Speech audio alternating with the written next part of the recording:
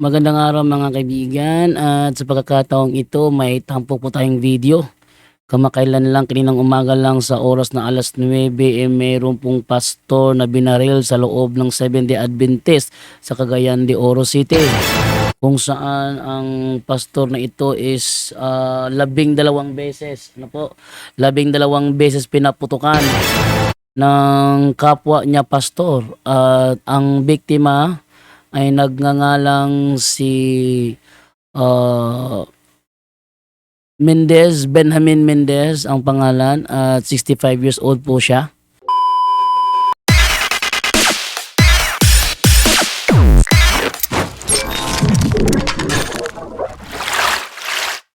Magandang araw mga kaibigan at sa pagkakataong ito may tampok po tayong video. Kamakailan lang kaninang umaga lang sa oras na 9:09 mayroon pong pastor na binaril sa loob ng Seventh-day Adventist sa Cagayan de Oro City. Kung saan ang pastor na ito is 12 beses, ano po, 12 beses pinaputukan ng kapwa niya pastor at ang biktima ay nagngangalang si ah, Mendez, Benjamin Mendez ang pangalan at 65 years old po siya. At ang tumira sa kanya ay si Jimboy Abista, 37 years old na isa ring pastor ng Seventh-day Adventist Church. Ito po ay napakagimbal na pangyayari at talagang naging trending ito sa social media ngayon at marami pinag-uusapan na sa Facebook, sa mga nagdidebating mga Sabadista at saka mga Romano Katoliko. Lagi nagbabangayan patungkol sa bagay na ito. Bakit daw nagkaroon ng patayan sa loob ng kanilang simbahan? Isinasabi naman ng mga Seventh-day Adventist na ayon sa kanila ang mga Sabadista daw ay hindi nanggagalaw. Ang mga Sabadista daw ay hindi mga palaaway. Pero anong nangyari? Bakit nagkaroon ng ganitong uri ng patayan sa loob mismo ng Seventh-day Adventist doon sa North Central Mindanao Conference? Sa mismong opisina sa North Central Mindanao Conference, ang suspect po is bate po sa mga explanation po ng mga tao, ng mga kasamahan sa Seventh-day Adventist, ay nasa edad dumigit kumulang 30 anyos. May nagsabi 37 years old itong si Jimboy Abista. Isa po siyang pastor ng Seventh-day Adventist at batay sa mga nasagap na balita, ito ay nakatira sa Bukidnon. Ito ay Bukidnon at former na kasamahan sa trabaho nitong biktima, itong si Jimboy Abista. At ang ating pakikinggan, ano ba ang nangyari? Ito daw ay meron daw itong nagkabangayan daw itong dalawang ito. Nagkabangayan itong dalawang ito at meron na daw mga death threat na natanggap ayon sa isang post ng tingnan natin dito sa ating nakapanayam na dito sa ito ay galing sa Magnum FM. Ayon sa Magnum FM, ganito ang sinasabi. Ano po? Ganito ang sabi sa Magnum FM. Sabi dito is gikumpirma ni Mr. Jedaya Mendez. Ito si Jedaya Mendez ang anak itong biktima na si Benjamin Mendez. Gikumpirma ni Mr. Jedaya Mendez nga nakadawat og death threat ang iyang amahang biktima nga si Mr. Benjamin Mendez. Kung tatagalogin po natin ito, kinumpirma po ni Mr. Jedaya Mendez na nakatanggap ng mga death threat ang kanyang ama na siyang biktima na si Mr. Benjamin Mendez, treasurer po ng Seventh-day Adventist. At sabi ito gikan sa wala pa na ordinahan nga pastor. Ito ang nagbabanta sa kanya ay sa isang pastor na hindi pa naordinahan. Ibig sabihin pastor na ng Seventh-day Adventist, hindi pa lang naordinahan. at siyang tinuturo ngayon na siyang suspect sa pagpamaril kaninang umaga alas 9 doon sa Cagayan de Oro City. At sabi dito is ayon pa dito is matod niining at tungod sa mga anomalya, ito ay para bang may kinalaman sa pera, problema sa pera, no? Matod ayon daw dito, ito ay dahil daw sa mga anomalya na nadiskubrehan ng kanyang tatay na si Benjamin Mendez, na siyang naging dahilan kung bakit nag-backslide ang suspetsado sa kanilang simbahan. Ay dumating sa punto na sila ay napunta sa korte at nagkasuhan, no? Naabot usab sa punto nga nagpasakaayog kaso ang duha diin napildi ang suspetsado. Ibig sabihin na sila ay nagkaroon ng bangayan sa korte at siyang ikinatalo ng suspect. Yan po. So may mga report po kaming nasagap kung saan may mga member po ng SDA na nakakaalam behind sa pangyayaring gitan sa dalawang pastor na magka-rival na ito. Narito ang isang report.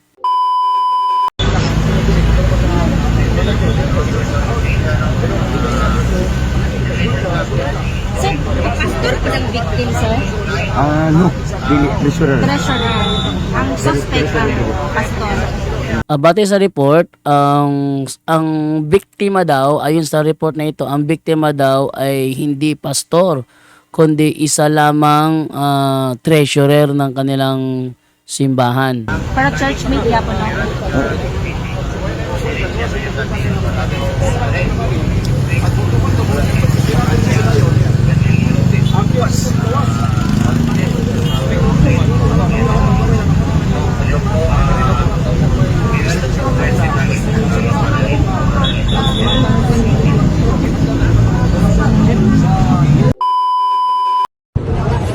Hello guys, na pastor diri sa mga karon guys, iposel guys oh. No, mao na gipang tanaw ni sa kapulisan guys sa suko ni guys. Ang kani mga bala ni guys. Kaya grabe dusi ka pinusilan gitad-tad gid sa yang lawas ang guys 45. O yan po, ayon sa balitang ito is tinadtad daw ng bala ng 45 itong biktima. At sabi niya is 12 tama ng baril ang natanggap. Oh, mao na suko. Diri mga tao guys, daghan kay diri guys sa luyo nako. Oh. Makita man mo karon guys. Diri dapit sa mo guys sa SDA, Seventh Adventist. Oh, na mga tao diya oh. Oh. Mao na sila guys. Oh. Di guys. Mao na guys. Yan po yung nangyari at nailabas na po yung katawan ng biktima mula doon sa loob. At alamin pa natin yung mga salaysay ng mga tao nakakilala sa dalawa. Meron pa isa in interview din. Eto, pakinggan natin siya. Benjamin Mendez, Kisa ato ang ginatudlo karon ng suspect o ginahulaan? Jimboy Abista. Wala church media. Suspect kaya siya suspect kay. Nagsulod man siya sa guard house. Kita naman sa guard ni parking. Tao-tao di buto. Dali-dali day gawas siya man. Nasa niya away, sir? Ya, pani siya kanan. Dugan na siya kuan kay na mga anomalya siya ba niya. Process na siya sa termination. I don't know, auto man daw, ko ka kung ano, murag Nissan, ana? Or Pastor, gyapon to suspect, sir. Pastor, suspect, dala na gito mo, tinuod na gina. Eh siya may nakita sa guard, eh siya man ang... Pastor na to, sir? Actually, worker na siya din sa una, dili na siya ordained nga pastor, pero nag-work, pero doon ay mga anomalya, muna nga, kuha na siya, sanction, disiplina, going on the process for termination, yeah. Pastor, pero pastor yapon siya sa church. Pastor siya, pero pa na siya na-ordained. sir, dugay na ilang bangin, sir. Duga-duga na, mga 2 years ago. 2 years ago. Ang mga unsa ni nga posible nga mga anomalya, sir, mga corruption ba ni? Yeah, gamit sa kwarta ba? Dili mao ang paggamit sa kwarta ba? Dugay na ni naglingkod as treasurer Yeah, ni si dugay na. Benji, sir. Yeah. 45 years in service na siya. actually nag-approve na mi sa iyang retire siya karon tuiga. 65 years old. Jimboy Abista. Sir, di ba? Jimboy Abistra, sir? Abista nga publicly ang ginawa si Sir Abista, Oh, kanina bisa kinano kanano. Amista. Amista. Abista. Jimboy Abista. Ano ba di? Benjamin Mendoza. Sir, ano may nagkakaroon na sa namutin sir? Wala na siya trabaho. Wala na siya. So dugay na siya, wala din na sir na worker, sir. Kuwan pa siya, muna 3 months pa wala na siya nagpa-report. Wala na gipa-report. Oo. Pero na lang tayo mo sir, unsay rason nga nung karon nga adlaw na iyamang yung na-desisyonan nga anhian ang Diri mismo sa may circle apprentice Kasi karon na siya nag-decide, kinabaharan na niya. Kinabaharan na niya actually ang kadi sila mga administrator diri nga bago nga ansa manabla siya. Sir, unsa gyud ilahang kuan gyud ato sir? Yang motibo ato pinakauna nila nga vehicle gyud sir. Discovery na siya nga naagahan kayo mga unliquidated nga mga accounts ba. Siya mo'y naglingkod as treasurer po sa una sir. Dili na. Worker na siya diri. Worker Kanang lang. gipusil mo treasurer. Discovery na siya. administrator. Dili na siya administrator ang Amistad. ang nagpusil. Yes, kaki 5 At yun po ang nangyari po, no, sa bangayan sa anomalya doon sa Seventh-day Adventist North Central Mindanao Conference. So patayan na ang treasurer, siya ay nakatanggap na ng death threat mula sa suspect. Ang suspect ay si Jimboy Abista, 37 years old. Former worker doon sa North Central Mindanao Conference. Subject na siya for termination.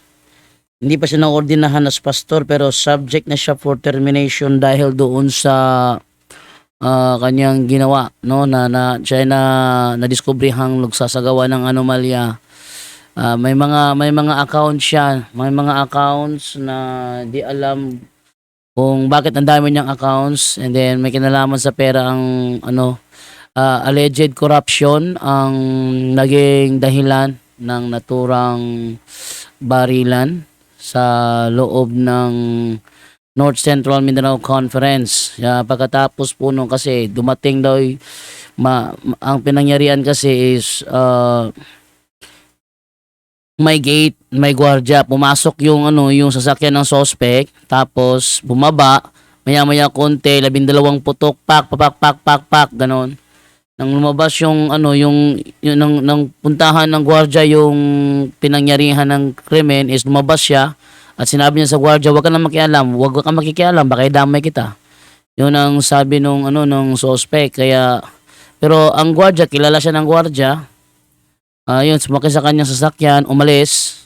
At ngayon, kasalukuyan pong tinutugis ang naturang pastor na si Jimboy Abista. Ang biktima ay 65 years old at 45 years na siya in the service as treasurer ng North Central Mindanao Conference.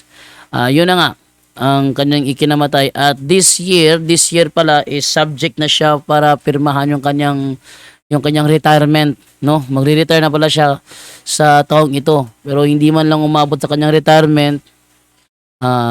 Ang buhay niya ang kanyang ni-retire. Ang buhay niya dahil may mga balita naman na silabasan naman na ligtas na daw yung pastor.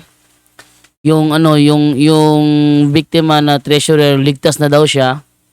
Pero nakapagtataka bakit ang deklarasyon ng mga balita is talagang patay. Patay talaga, 12 shots.